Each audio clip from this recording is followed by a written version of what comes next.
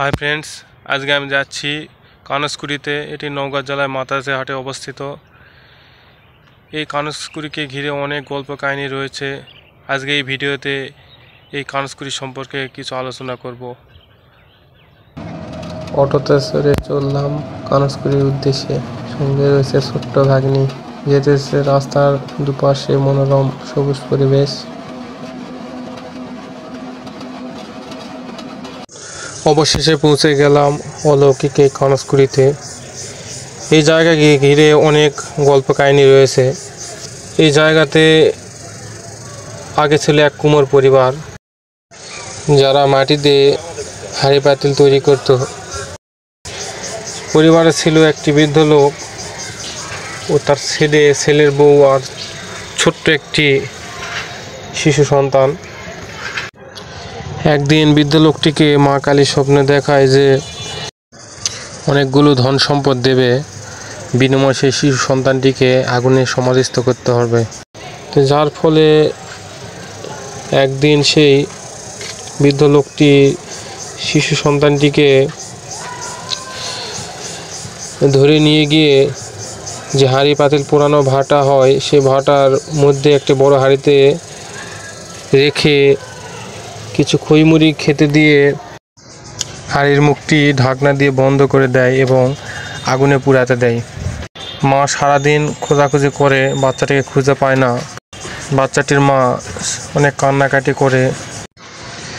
এভাবে সারা রাতটি কেটে যায় এবং ভাটা পোড়ানো হয়।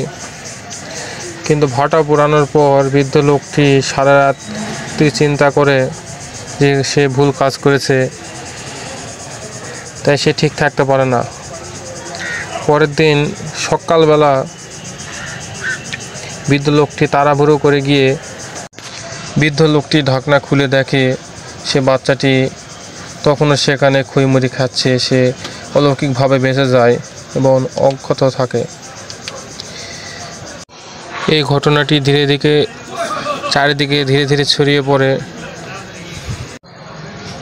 এরপরে বৃদ্ধ লোকটিকে আবার মা কালী স্বপ্ন আদেশ করে যে সেখানে মন্দির স্থাপিত করে পুজো দিতে এবং মন্দিরের পিছনে যেখানে ভাটাটি ছিল সেই জায়গাতে পুকুর খনন করতে।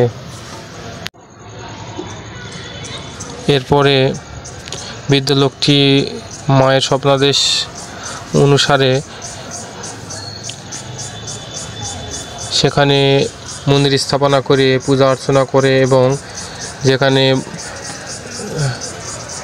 হাঁড়ি পাতিল পুরনো ভাটাটি ছিল সেখানে একটি পুকুর খনন করে।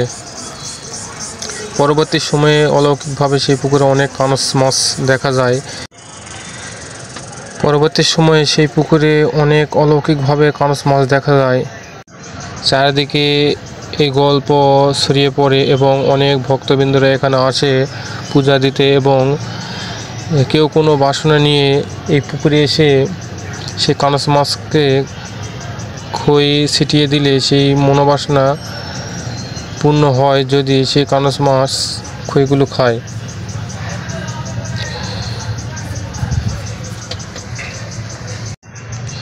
এই সেই পুকুর। দেখুন, আমিও এখানে আমার ভাগ্নিকে কিছু খই কিনে দিলাম সেটানোর জন্য।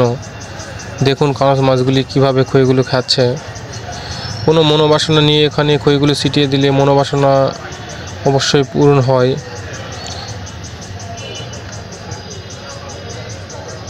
তো এই মন্দিরের সাইডে আরও অনেক মন্দির রয়েছে, যেমন কালী মন্দির, শিব মন্দির, হরি মন্দির, এরকম ছোট ছোট অনেক মন্দির আরও রয়েছে। চারিদিকে ঘোরাফেরা করে দেখার পর অবশেষে বাসার দিকে রওনা দিলাম। এরকম নতুন নতুন ভিডিও দেখতে হলে পেজটিতে ফলো করুন ও শেয়ার করে অন্যকে দেখার সুযোগ করে দিন। ধন্যবাদ।